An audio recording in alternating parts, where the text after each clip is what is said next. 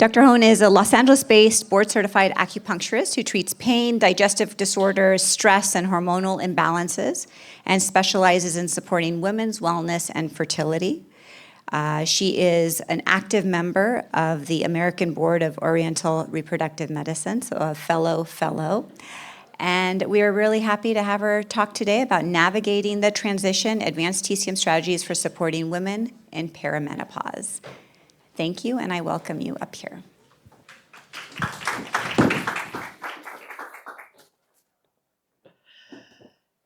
Oh, cool, my mic's on. How awesome. Thank you, sound department, really unsung heroes of our whole experience most of the time. And to Anissa's point, I have to say, man, it is really good to see you again. And some familiar faces in the audience. I have my mom friend over there who I went to school with. So, and thank you so much, Yosan, for hosting us today. This is really amazing, and what a tough act to follow, by the way. They had the rookie follow the pro, so I'll do the best I can for you. But let's get started. And all right, so I just want to start with a little sentiment here. Balance is not found in stillness, but in the art of harmonizing change. So as a 50-year-old woman, I can now see the incredible value of embracing change. Like many women, I once resisted the shifts in my own body, right? My emotions, and even my sense of self. In hindsight, I realized that change isn't something to be feared, right? It's something to be understood and navigated, and maybe even in your own context, welcomed. Now, I grew up on a small island in upstate New York, and the rhythms of nature really ruled our tiny community.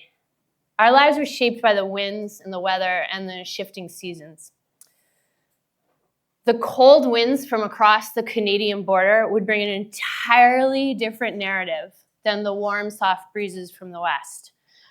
My mom taught me to navigate those winds and to look at the water, to feel the air, and to really adjust my actions accordingly. Some days the wind really demanded preparation and resilience, and in other days it carried ease and possibility. So I guess in many ways for me, perimenopause is like learning those winds all over again, right? It's not a single moment of stillness or a sudden predictable shift. It's really a process, one that requires awareness and adaptation and the ability to harmonize with what's really unfolding in front of you. So as practitioners and educators, it's our role to help women with this transition so that we can really see and move to the changing currents rather than resist them.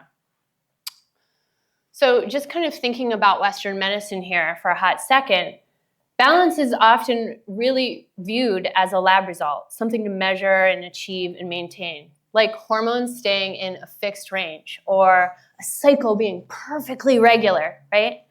But in TCM, balance is really a dynamic process. It's adjusting to the body's ever-evolving needs. Perimenopause is not a disruption. It's a recalibration. It means that we're shifting from a fixed treatment approach to one that really embraces that variability, understanding that no 2 weeks, let alone no 2 patients, will ever be the same. Yin's declining here, but it's not disappearing. And yang is rising, but it's really unpredictable. So the role of us, for us as practitioners, is to really harmonize these fluctuations, not resist them.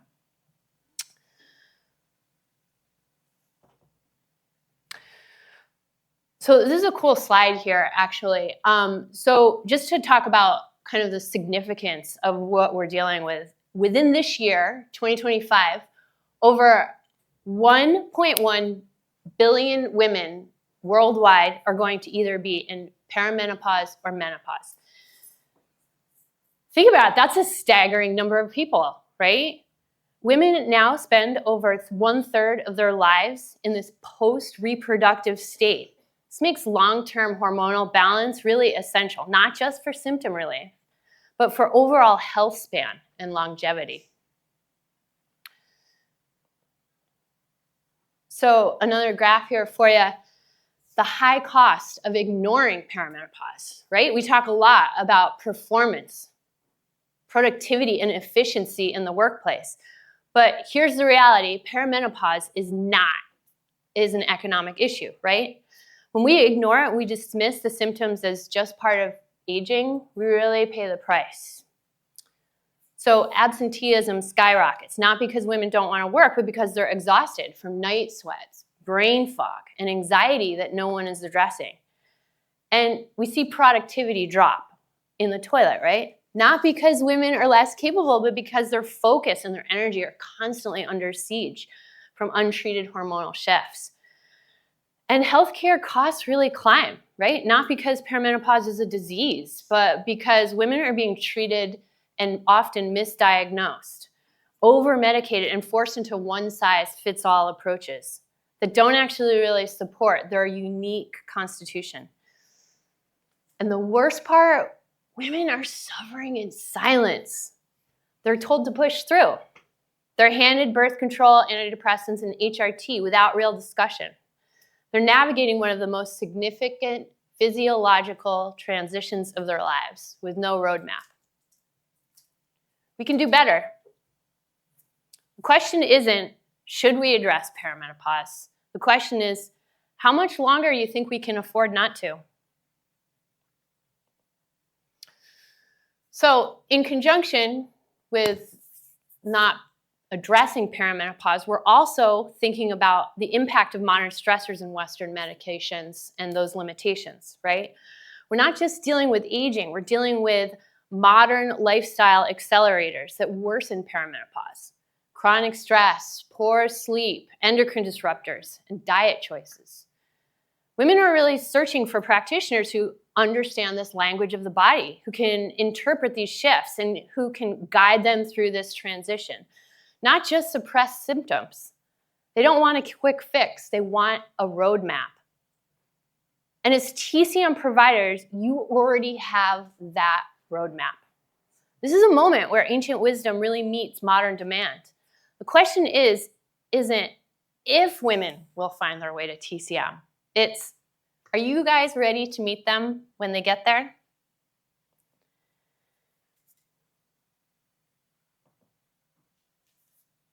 All right, so let's think about a new way to think about perimenopause. We've been conditioned, both in Western medicine and sometimes even in TCM, to see aging as a process of decline. That one day a woman wakes up in her 40s and suddenly her body's failing her, right?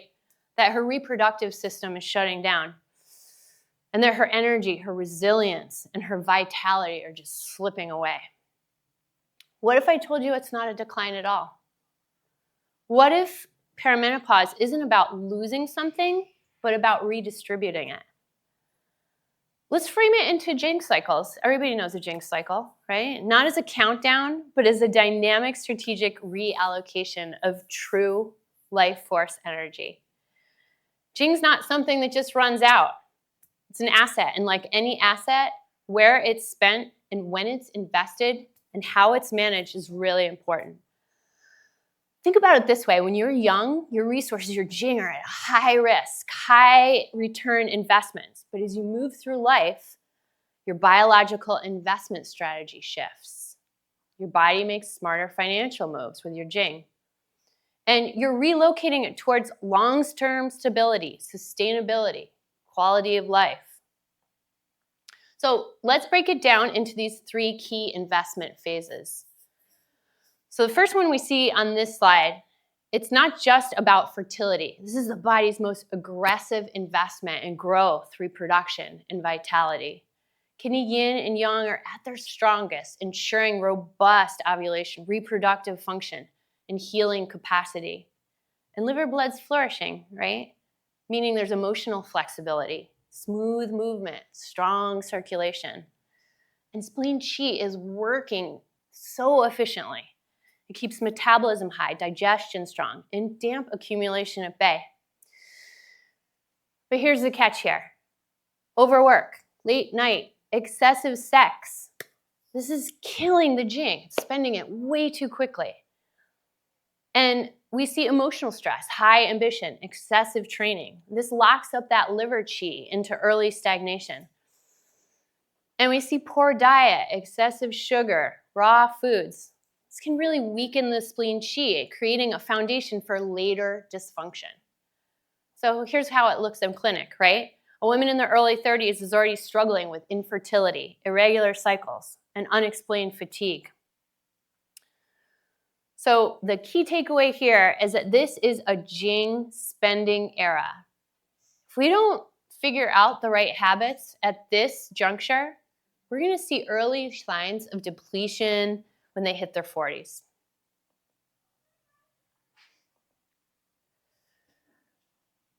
All right, so we've got this second phase, right? And this is where we see a major shift. Jing's no longer talking about reproduction as much. The body is really realigning its priorities. Kidney yang naturally declines, reducing metabolic warmth and circulation. And spleen qi weakens, which slows down digestion, can lead to weight gain. And liver qi stagnation becomes more pronounced, affecting mood, sleep, and circulation.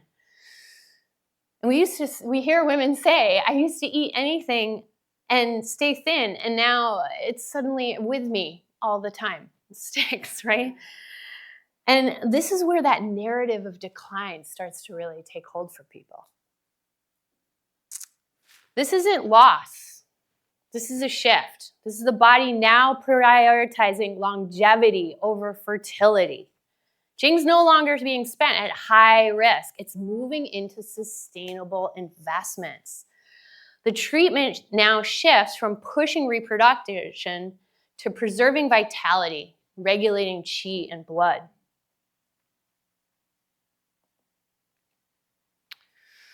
Now this is kind of like the reckoning, right? This is not the end, it's the beginning of a new resource strategy.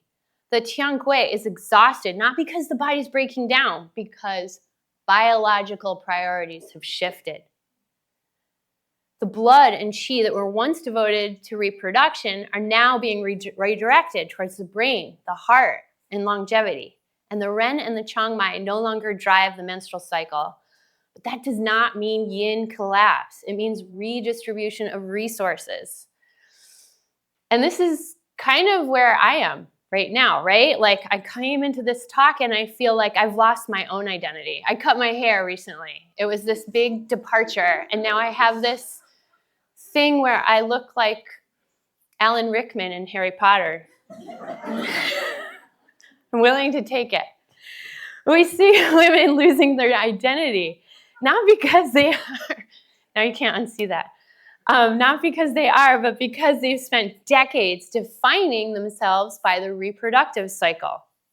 Shen becomes unstable. There's mood swings, sleep disturbances, and emotional shifts. But again, let's change the conversation here. The body's not failing. It's reprioritizing. Menstruation is not the end of life. It's allowing qi and blood to fuel longevity, wisdom, inner power. This is the phase of deep Jing cultivation. How we support this transition determines the quality of life for decades to come. Now here's a final thought here about reframing. We've talked about reallocation, all of those things. Remember, Jing cycles are not linear, right? It's an adaptive reallocation. And perimenopause isn't the end of something. It's the beginning of a new investment strategy. And as practitioners, our role is to help women navigate this transition with wisdom and not fear. So we've just talked about Jing cycles and how they aren't simply linear declines, but phases of resource relocation. The body's not failing. It's making strategic decisions about where to invest its most valuable asset, Jing, right? And when we look at perimenopause through a Western medical lens, the story is often framed so differently. It's about loss. It's about hormonal decline. Estrogen drops. Symptoms arise. progesterone declines, mood shift. Metabolism slows down and weight gain happens. This is a standard cause and effect model in biomedicine. The assumption that these hormones are drivers of perimenopausal symptoms. But in TCM, we know that a deeper story is unfolding. So Western medicine sees symptoms, TCM sees the system. Hot flashes are not just about estrogen loss, right? Insomnia is not just about progesterone. Metabolism changes aren't simply due to aging. They're all reflections of Jing reallocation problems. So let's flip the script. Let's step into a TCM perspective where perimenopause is a shift in yin-yang balance, blood dynamics, and organ communication. Let's take that Western hormonal decline model and translate it through the lens of TCM pattern differentiation. Because when we do, we don't just see symptoms. We see patterns. We see adaptation. And we see a really cool way forward. So let's talk about this notion. We've taken a Western hormonal decline model and reframed it through a TCM lens. So we've moved from hormones as the cause to Jing, blood, qi as a deeper system in play. And this gives us a completely new way of thinking about perimenopause.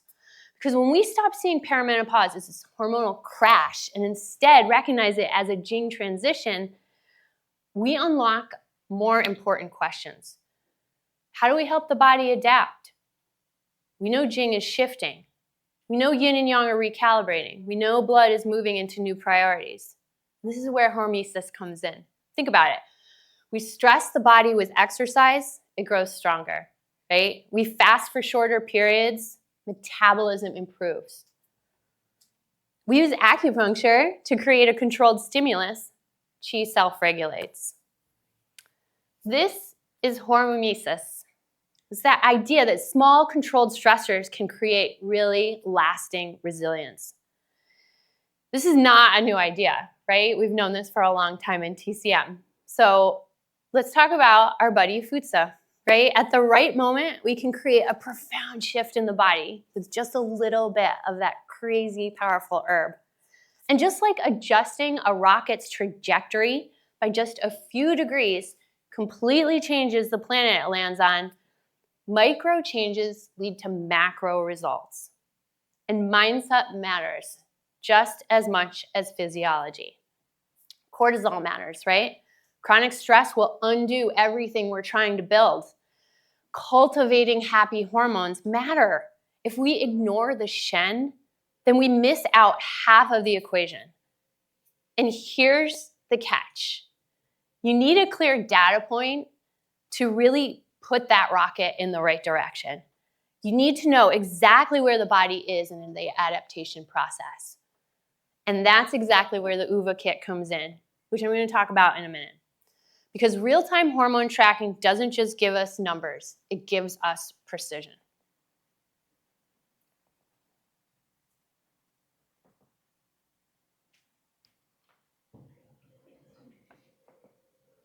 All right.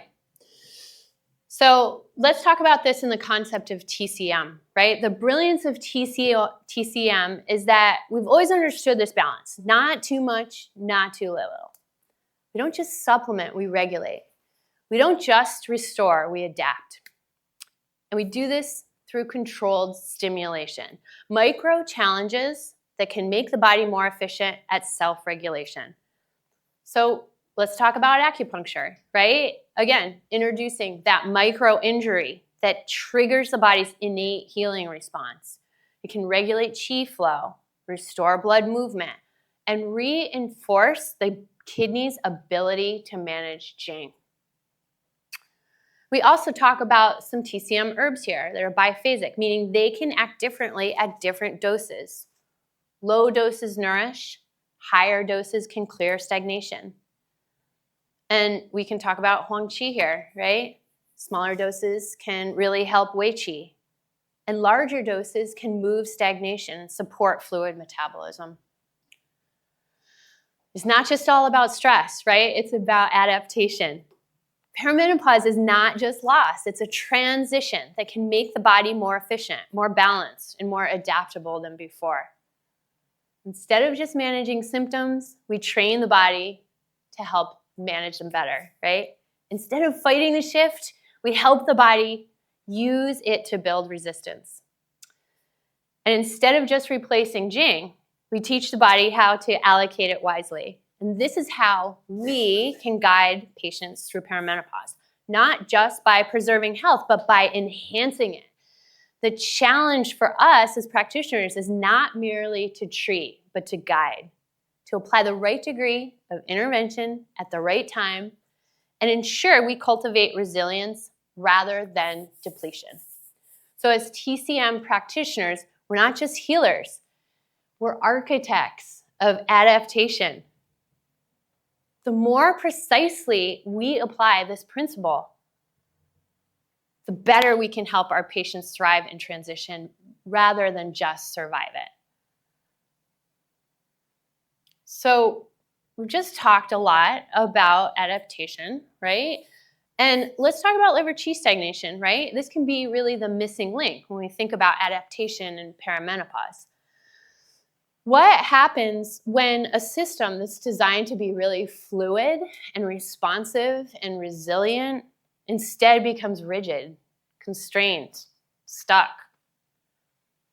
That's where liver qi stagnation comes in, right? Think of the liver qi as the architect of flow. It governs adaptability.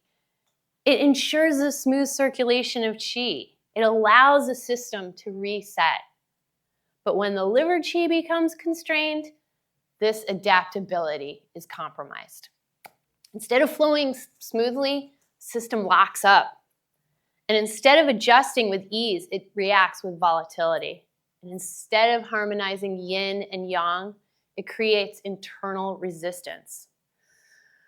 And in perimenopause, this resistance shows up everywhere, right?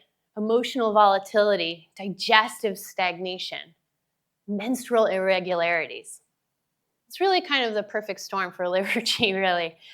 Think about the women we see in our clinics. They're not just experiencing hormonal shifts, they're navigating this huge time of cumulative stress, emotional suppression, and gradual depletion of Jing reserves. What happens with the liver? Stress builds up, emotions go unprocessed, the natural flow of qi in blood becomes disrupted. And once liver qi stagnates, it really sets off a cascade of dysfunction. We talk about emotional factors here. The liver is the first organ to react to stress. How many people have been rear-ended? I'm out there already. My liver yang is rising. I can feel it. Don't worry, it just happened. There's the qi and blood relationship, right? The liver stores blood. But as blood declines with age, qi becomes unanchored, leading to erratic mood swings, tension, frustration. And this is why perimenopause anxiety often feels intense and unpredictable. We also see digestive disruptions. The liver overacts on the spleen stomach, right?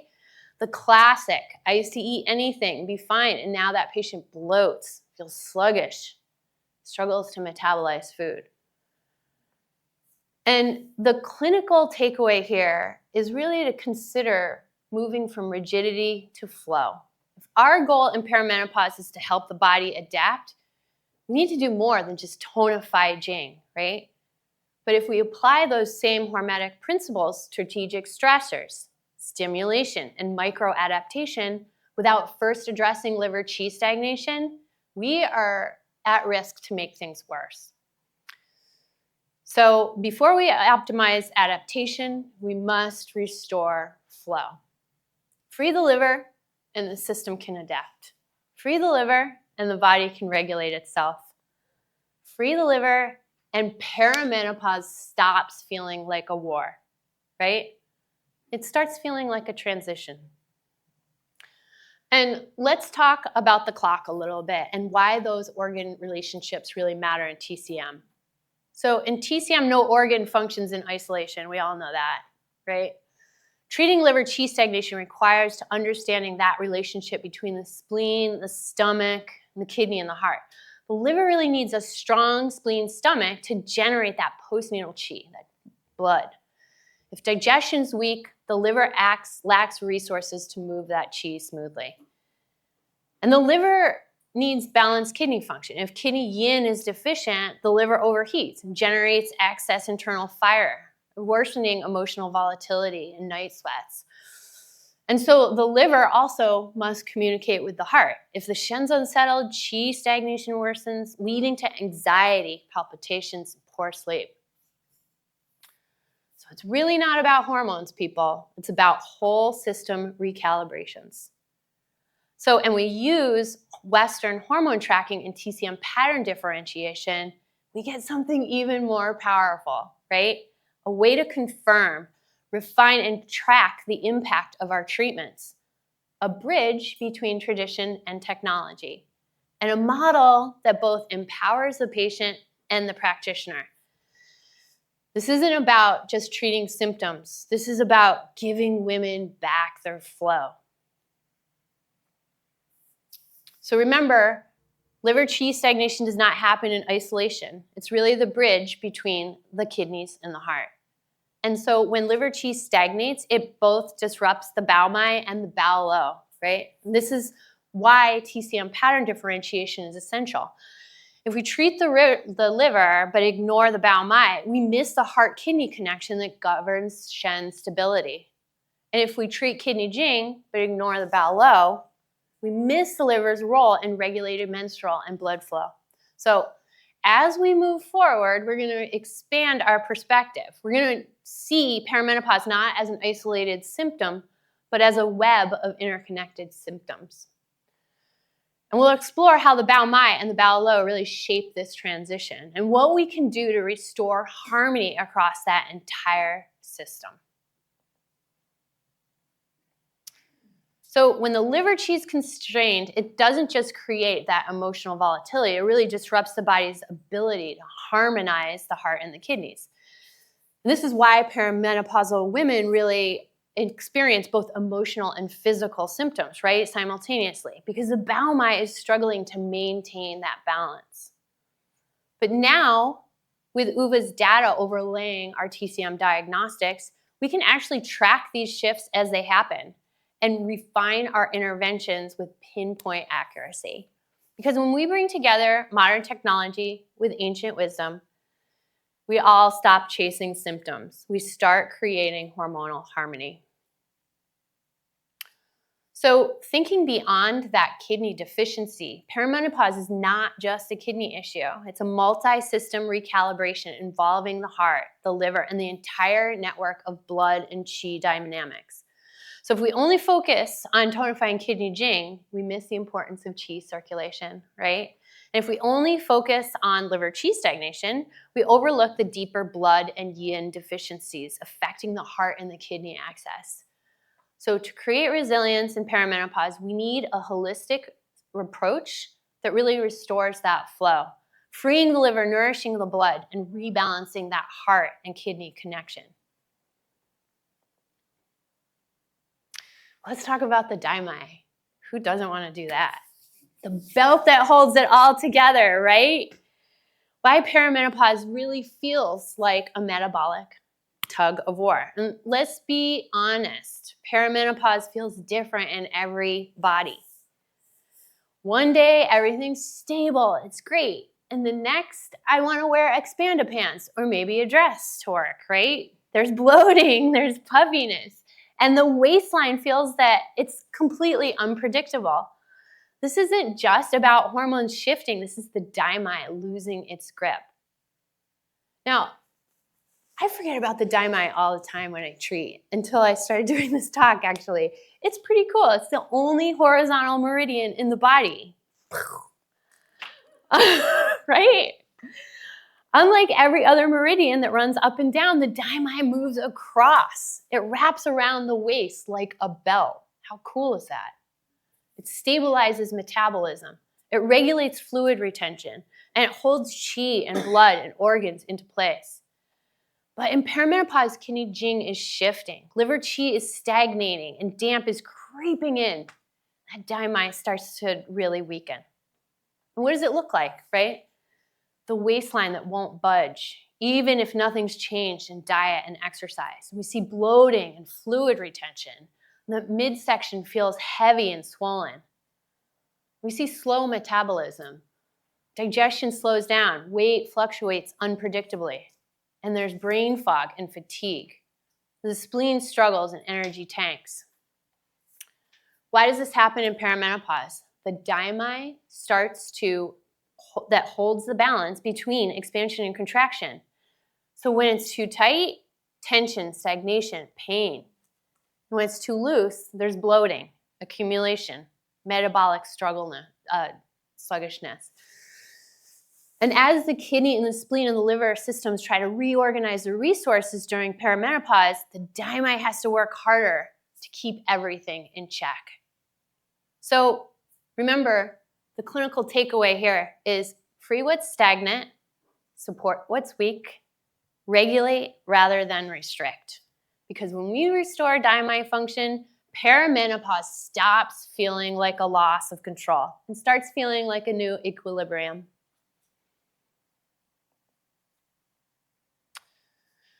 So let's talk about whole system balance, right? So Western medicine often reduces perimenopause to a numbers game. Test the hormone level, see what's high or low, try to correct that imbalance, right? But numbers without context don't tell the full story. Perimenopause is not just about hormonal decline. It's about a whole body transition. It's a redistribution of resources affecting the heart, the liver, and the kidneys, and the entire network of qi and blood.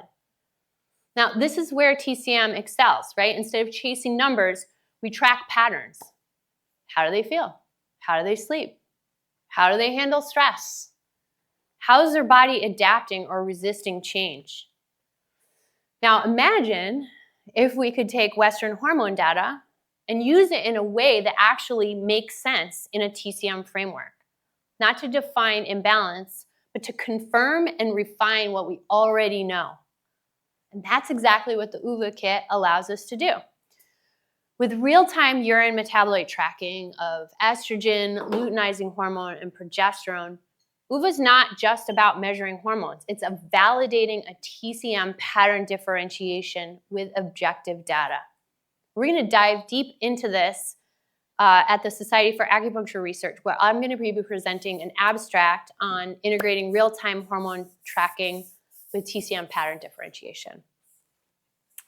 Because when we build a bridge with ancient wisdom, with modern technology, we don't just track perimenopause, we see a way to treat it. So the UVA is the first hormone measurement tool that captures quantitative hormone readings in real time through an at-home urine test. So users will pee on a cartridge that measures the 3 hormones through the urine: luteinizing hormone, estrogen, and progesterone. Now, 10 minutes after peeing on the cartridge, the user scans the test in the UVA app, and the UVA translates the results in real time. It provides accurate, quantified hormone data. So the power of real-time hormone data in TCM diagnosis. So when we think about it, think about this. A woman comes to you exhausted with irregular periods and night sweats. Her UVA shows that she's got low estrogen and low progesterone. What does that mean in TCM? She's not experiencing hormonal shifts. She's deep into kidney yin and yang, right? So maybe there's a treatment shift here for you. We know that she doesn't need qi movement. Maybe she needs some deep restoration. So we think about herbs like shuti or duzhang, and those become key players, right? Or maybe the woman feels off, bloated, restless, right before her cycle. And her UVA results show a spike in estrogen, but a sluggish LH surge. Maybe that's where liver qi stagnation is impairing the Chang and the Ren. So instead of nourishing the kidneys first, we would focus on moving liver qi, using herbs like chai hu or bai xiao. to really smooth out that transition.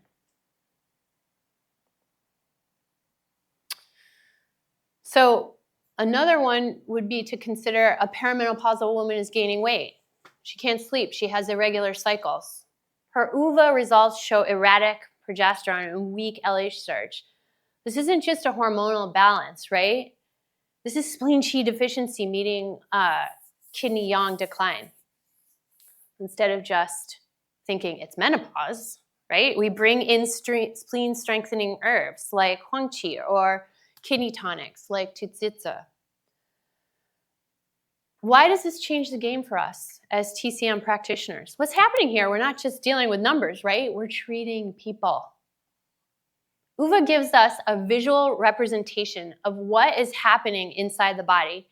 But the real magic happens when we overlay this data with TCM-based pattern differentiation of understanding human physiology. No more guessing. We can track in real time whether our treatments are working, and no more symptom chasing, right? We can validate whether the core pattern is shifting right in front of us. And more patient empowerment, right? We see a woman can see their cycle trends and reinforce the logic of their treatment plans. This is huge. This is not just about Western medicine versus Eastern medicine. This is about bringing the best of both worlds together to help people navigate perimenopause with clarity, confidence, and control. Because when we combine the precision of Western diagnostics with the view of TCM and that holistic view, we're not just treating perimenopause, we're redefining it. So when we see low or erratic progesterone on the UVA dashboard, Western medicine often jumps right to, hormonal insufficiency, you're out of here, right? As if the body is just simply failing to do its job. But in TCM, we don't see this as a failure. It's about function. Hormones do not just drop for any reason, right? They drop because something upstream is blocked, deficient, or out of sync. So the real question isn't, how do we fix the low progesterone? Why isn't the body sustaining the luteal phase? What's happening beneath the surface? UVA gives us the data, and TCM gives us the roadmap.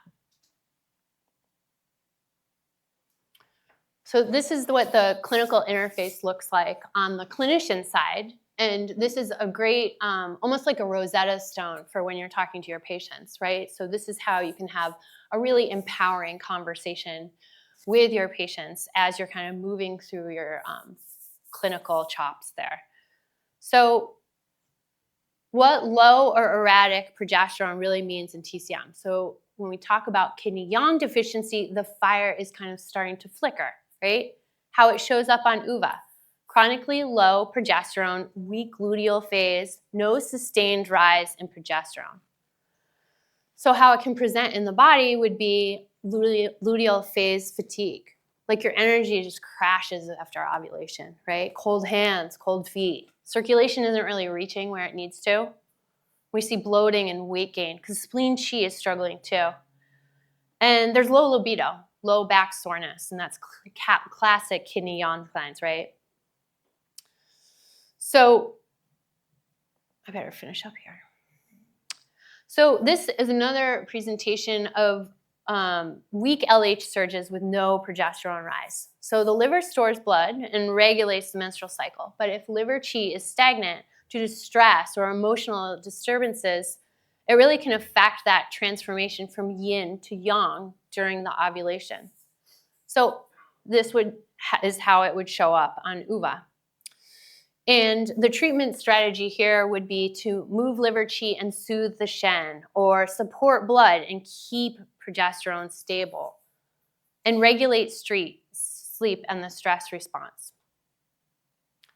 So why does this change the way we treat perimenopause?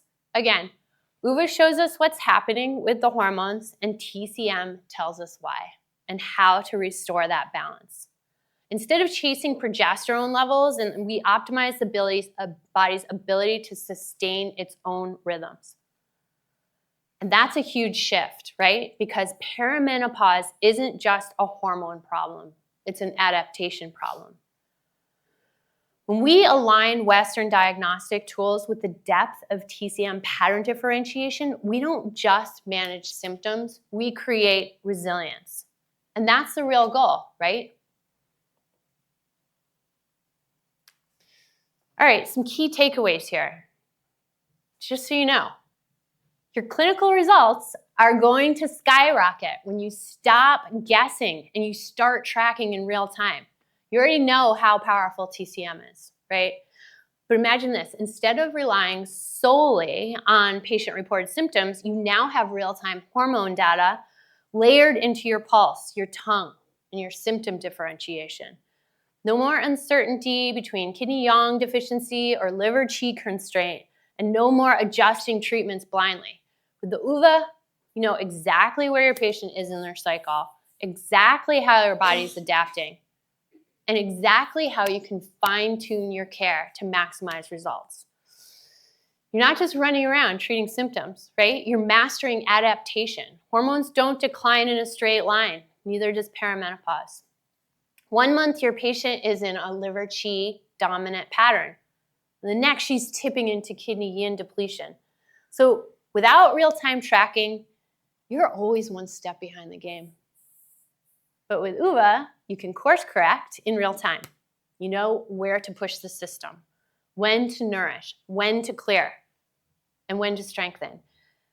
And that means better clinical outcomes, faster transformations, and a reputation for delivering real results. And patients stay engaged, right? They have a really great conduit of communication with you. They can see their results and their progress. You've seen it before. A patient comes in totally skeptical, right? They've been told this isn't just aging, there's nothing that can be done. But now they have proof. They can scan their UVA test, see their numbers change, and suddenly they believe, right? They can now see how acupuncture and herbs are regulating their cycle, how they're restoring the luteal phase, and how lifestyle shifts can really stabilize their hormones. When patients see change, they commit to care. When they commit to care, your practice and outcome thrive. So final thought, this is not just the future of medicine. This is happening right now, guys. The intersection of ancient wisdom and modern practice. So you already have the roadmap. Now you have the tools to navigate it with total accuracy. So I guess the question is, are you ready to lead the evolution into perimenopause care? Just asking. So I'll leave you with this again. This is one of my favorite sentiments, right? And I got this image from Lorraine Wilcox. But Tan Yun Shen was a pioneer in women's health and gynecology in TCM, right?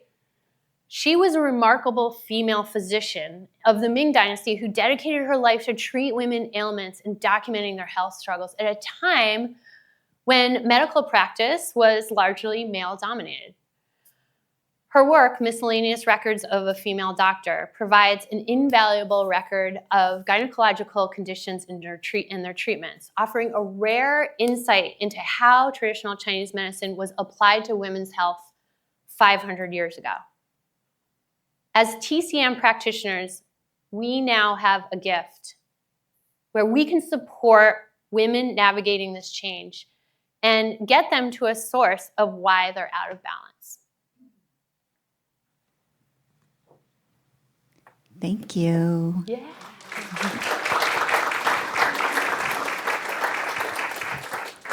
We have some questions online. The first one, have urine metabolites been validated as a measure for hormone metabolites that are as reliable as blood serum hormone lab measures? And how sensitive and specific are they? Yeah. So that's a great question, by the way. So the paper that they use at UVA is highly sensitive. There's a different type of paper that they use for the estrogen as opposed to the luteinizing hormone, the progesterone. And we've done side-by-side comparisons with serum. We actually did a cool study at my office this past year where we took all the kits and we had this really cool sample size and we checked all of the urine metabolite kits against serum. And it was really interesting to see the variance in the results along all the product lines. So in answer to your question, it's very comparable to serum. And then, can the UVA kit be used for women with irregular cycles or no periods for more than 3 months? Yeah. So the UVA kit, the little story about the founder, which is like why I learned about the founder on a podcast like years ago. And the reason that she was in the pharmaceutical companies doing development, and she was trying to get pregnant. She had really irregular cycles. And she was like, why is there not a D2C kit that can really show us urine metabolites, right? Because she had super irregular periods. She had PCOS. And so, and she also didn't understand why she had to go to a lab to get her blood drawn, and why does some doctor in a white lab coat have the keys to the castle? My hormones should be my own health reporting data, right? So she built this kit so that what you can do in UVA is you can change the scan plan. So you can do a longer latitude of the scan plan, or you can do a shorter latitude of the scan plan. And so that is just to see, like in the beginning, usually when I start with somebody, I start with a longer scan plan. So I can see that graphic representation of their cycle. I can do an herbal intervention for that. And then once we get them really stable, then we shorten them to a shorter scan plan. Could the testing be utilized for prevention on miscarriage during a healthy pregnancy, to refer healthy pregnancies back to the doctor for progesterone testing? And with hormone decline and fluctuation being a natural process in perimenopause, how does this impact how you evaluate the results in UVA? Wow, that's like I got to sit down for that one. It's like a two-parter. I guess the RPL question first, right? Is right, Anissa? Yes. With RPL, we don't take that. I mean, at my clinic, this is just my personal way that I practice. I'm so sorry. I don't take that lightly at all. That's like for sure a refer out. I wouldn't test. I wouldn't use the UVA kit in that application. Like that goes to a specialist that we refer to that really works with RPL right away. So we wouldn't use the UVA kit in that presentation. And then the perimenopause question was?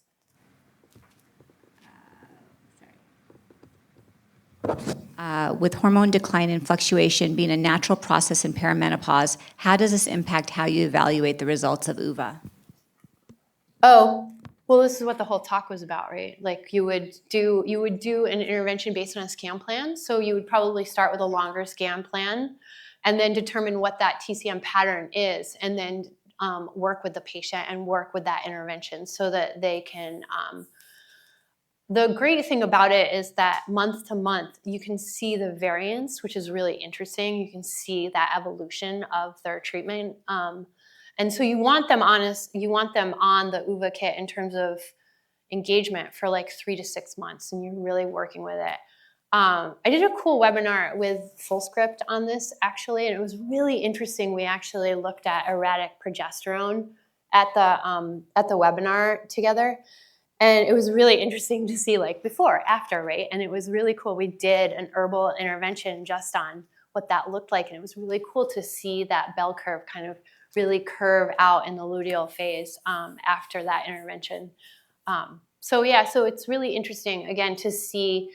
I'm sure you guys have used kind of something similar in your practice with that graphic representation of your cycles using BBT charting. But this is a lot more accurate, right? So, Colleen, my new friend.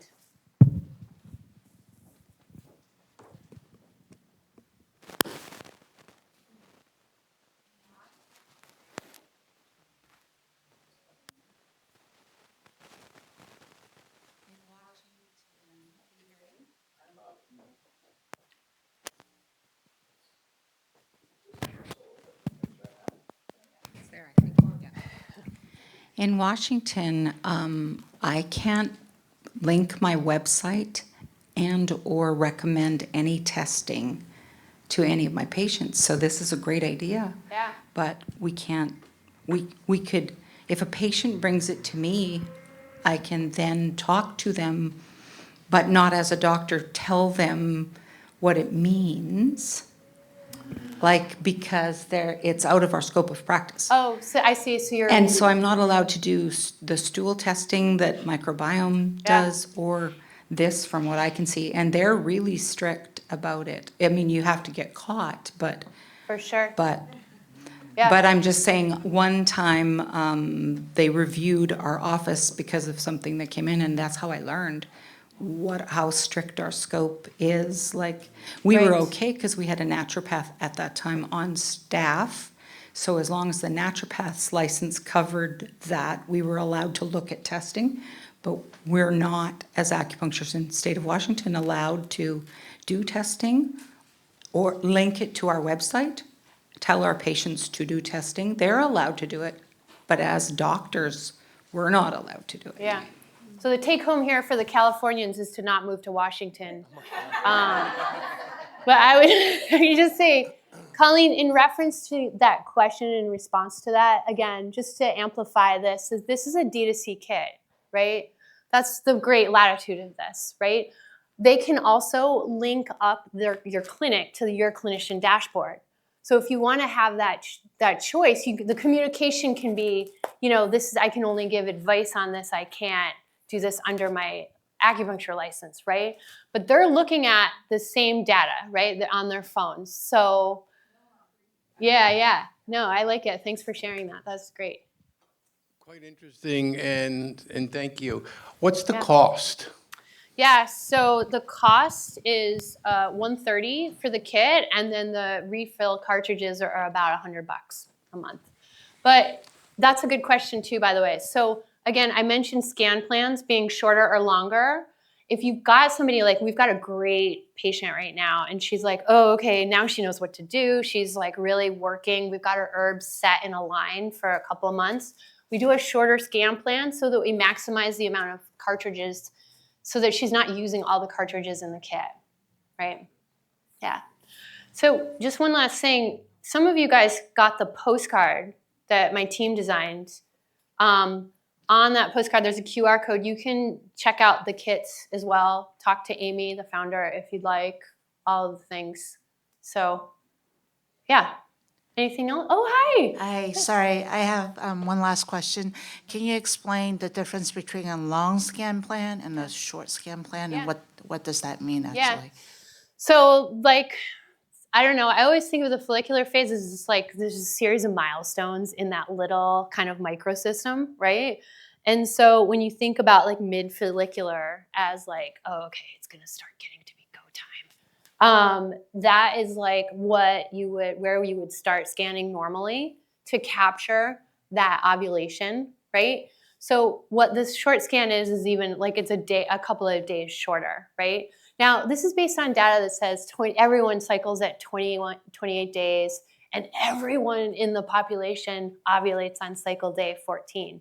This is a cool thing about UVA too, is that they're compiling a lot of data, right? So we found out that only 20% of people actually ovulate on cycle day 14. But the cool thing that I caught with UVA was that people are actually ovulating way earlier, right? So they were ovulating around cycle day 10 or 11. And this is what caught it for me. And after I started using this kit, my patient outcomes doubled that year. So it was pretty epic, to see. When are you presenting at, was it the Acupuncture Review Board? Yeah, in April, they're having a conference in Newport Beach. Great, thank you. Yeah, hope to see you there. All right, we're going right. to wrap it up because... Thank you. Thank you, Beck. All right, it's lunchtime. We have lunch in the other room if you want to grab that. And then Five Flavors is the sponsor for our Lunch and Learn, workflows for optimizing efficiency and profit in herbal prescribing with modular systems. So for those that are online, if you want to grab your lunch and then come back, we'll be hosting that presentation. For all of those in the audience, grab your lunch and we'll come back here by about 11:55 or so and get started. Thanks.